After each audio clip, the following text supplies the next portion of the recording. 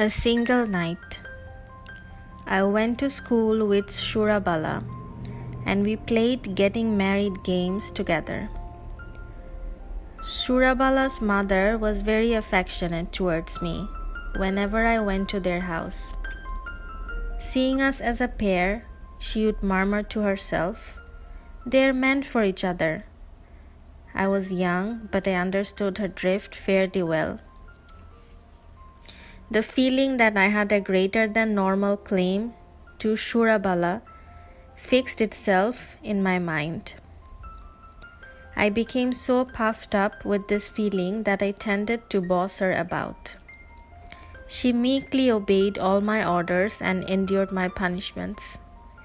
She was praised in the neighborhood for her beauty, but her beauty meant nothing to my barbarous young eyes. I merely knew that Shurabala had been born to acknowledge my lordship over her, hence my inconsiderate behavior. My father was the chief rent collector on the Chaudhury's estate. His hope was that he would train me in estate management when I was grown up and find me a job as a land agent somewhere. But I didn't like that idea at all. My ambitions were as high as our neighbor's son, Nilratan's, who ran away to Calcutta to study and had become chief clerk to a collector. Even if I didn't become that, I was determined to be at least head clerk in a magistrate's court. I had always noticed how respectful my father was towards legal officers of that kind. I had known since childhood that it was necessary, on various occasions, to make offerings to them of fish, vegetables, and money. So I gave specially privileged position in my heart to court employees, even to the peons. They were the most venerated of the Bengal's deities. New miniature editions offer millions of gods. In pursuing prosperity, people placed greater trust in them than in bountiful Ganesh himself. So all the tribute that Ganesh formerly received now went to them. Inspired by Nilratan's example, I also took my chance to run away to Calcutta. First, I stayed with an acquaintance from my home village. Later, my father began to give me some help towards my education. My studies proceeded along conventional lines. In addition, I attended meetings and assemblies. I had no doubt that it would soon become necessary for me to lay down my life for my country. But I had no idea how to accomplish so momentous an act, and no one to look to for an example. I was not, however, short of enthusiasm. We were village boys and had not learned to ridicule everything like the smart boys of Calcutta, so our zeal was unshakable. The leaders at our meetings gave speeches, but we used to wander about from house to house in the heat of the day, without lunch, begging for subscriptions, or we stood by the roadside giving out handbills, or we arranged benches and chairs before meetings. We were ready to roll up our sleeves and fight at the slightest word against our leaders. But to smart boys of Calcutta, all this merely demonstrated our rural naivety. I had come to qualify myself to be a head clerk or superintendent, but I was actually preparing to become Mazzini or Garibaldi. Meanwhile, my father and Shurabala's father agreed that I should be married to her. I had ran away to Calcutta at the age of 15, when Shurabala was 8. Now I was 18. In my father's opinion, my marriageable age was elapsing. But I vowed that I would never marry. I would die for my country instead. I told my father I would not marry until my studies were completely finished. 2 or 3 months later, I heard that Shurabala had been married to the lawyer Ramlochan Babu.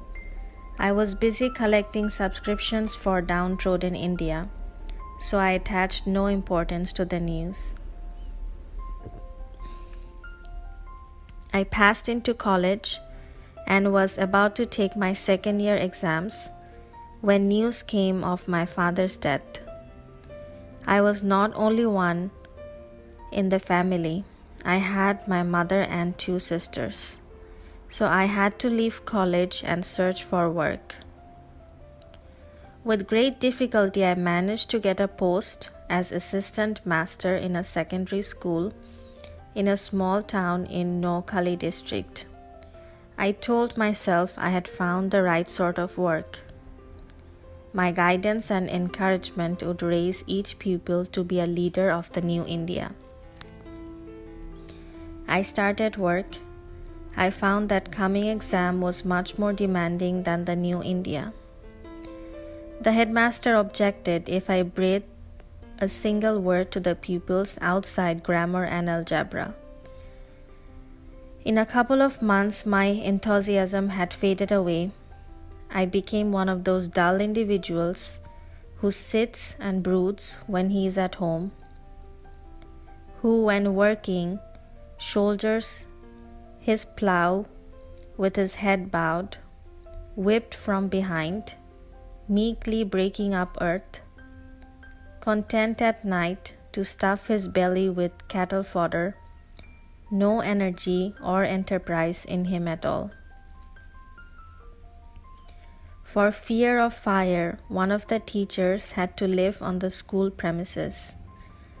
I was unmarried, so this duty fell upon me. I lived in a hut adjoining the large, thatched school building. The school was rather isolated. It stood next to a big pond. There were betel nut, coconut, and coral trees all around. A pair of huge old neem trees, adjacent to each other and to the schoolhouse itself, gave shade. There is something which I haven't mentioned so far and which for a long time I didn't think worthy of mention.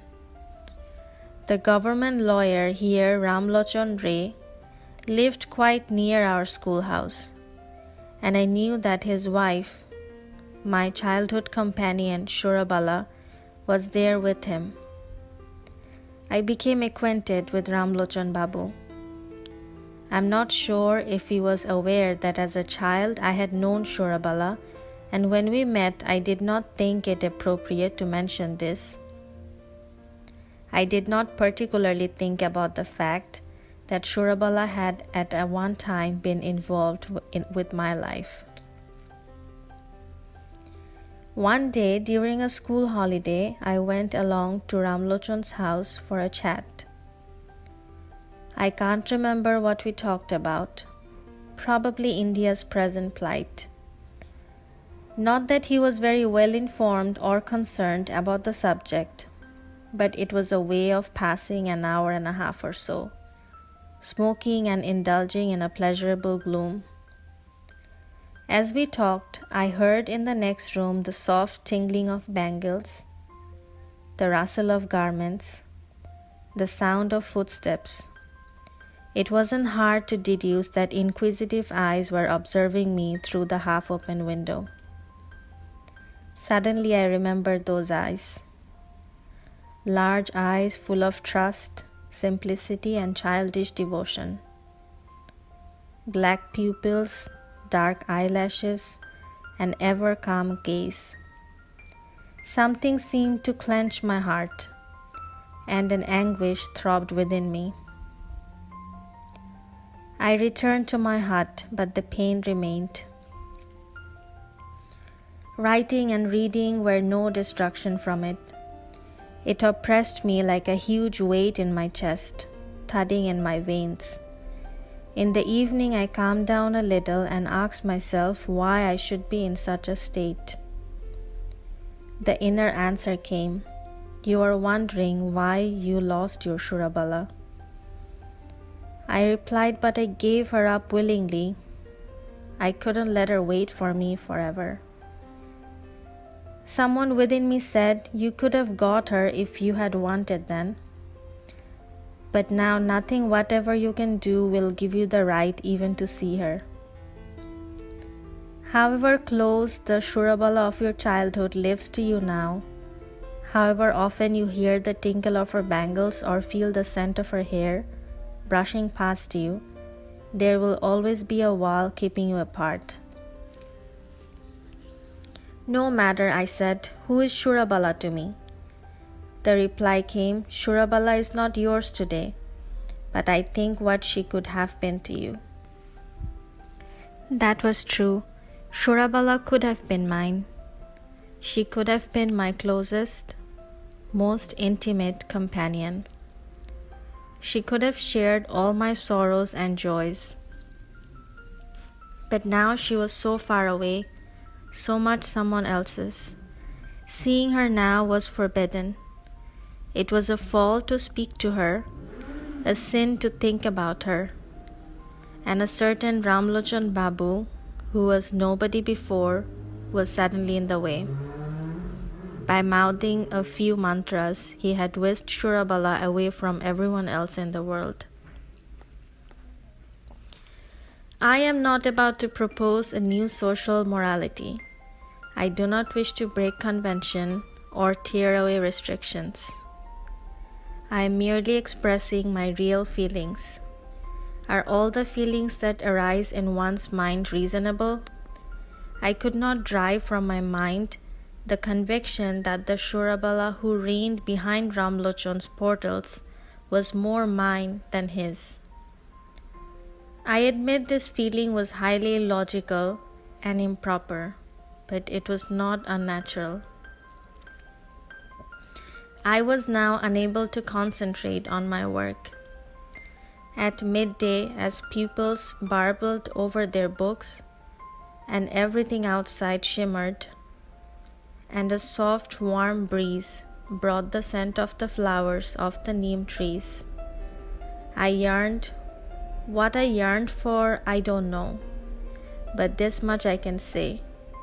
I did not want to spend the rest of my life correcting the grammar of India's future hopefuls. I hated sitting alone in my large room after school hours. Yet, I couldn't bear anyone coming to see me.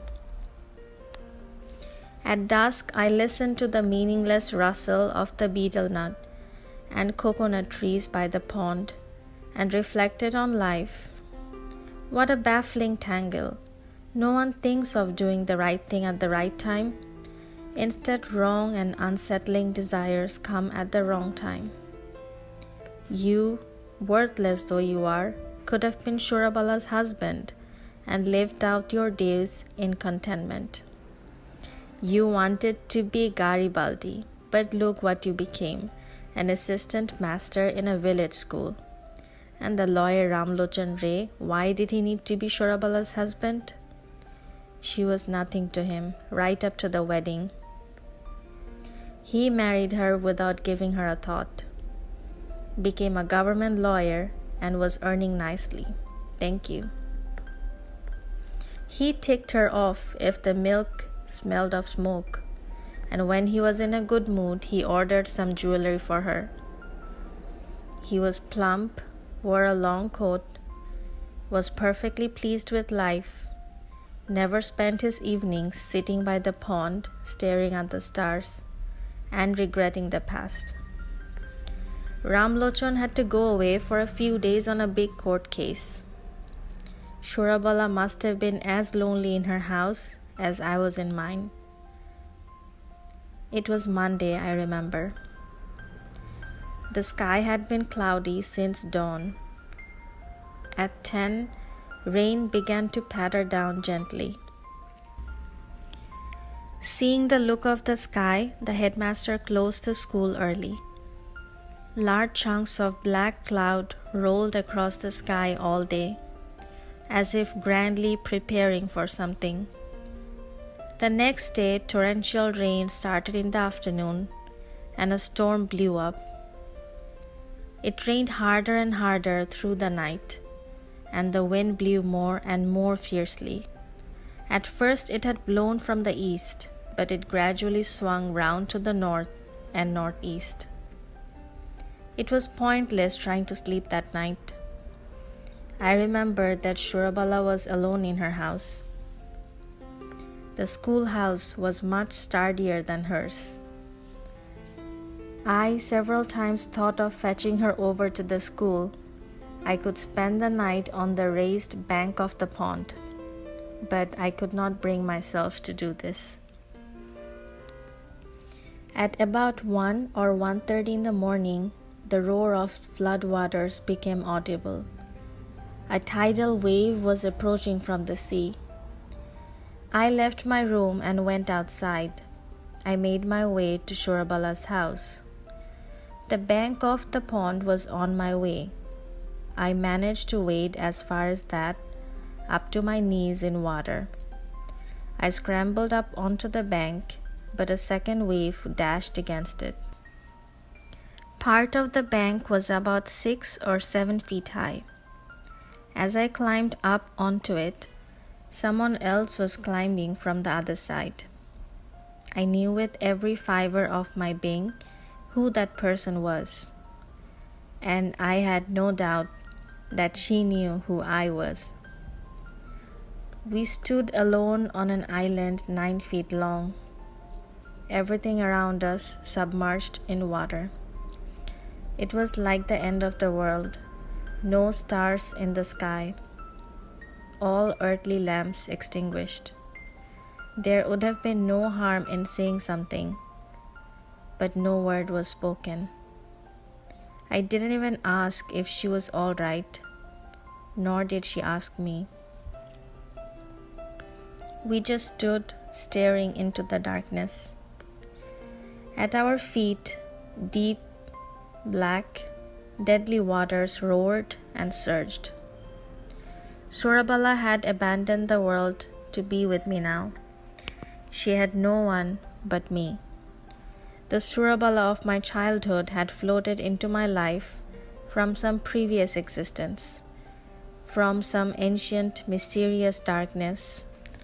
She had entered the sunlight and moonlight of this crowded world to join me at my side. Now, years later, she had left the light and the crowds to be with me alone in this terrifying, deserted, apocalyptic darkness. As a young budding flower, she had been thrown near me onto the stream of life. As a full-bloomed flower, she had again been thrown near me on the stream of death. If but one more wave had come, we would have been shed from our slender, separate stems of existence and become one. But better that the wave did not come. Better that Shurabala should live in happiness with her husband, home and children. Enough that I stood for a single night on the shore of the apocalypse and tasted eternal joy. The night was nearly over. The wind died down. The waters receded. Shurabala, without saying a word, returned home, and I also went silently to my room. I reflected. I did not become a collector's chief clerk. I did not become a court clerk. I did not become Garibaldi. I became an assistant master in a rundown school. In my entire life, only once, for a brief, single night, did I touch eternity. Only on that one night, out of all my days and nights, was my trivial existence fulfilled.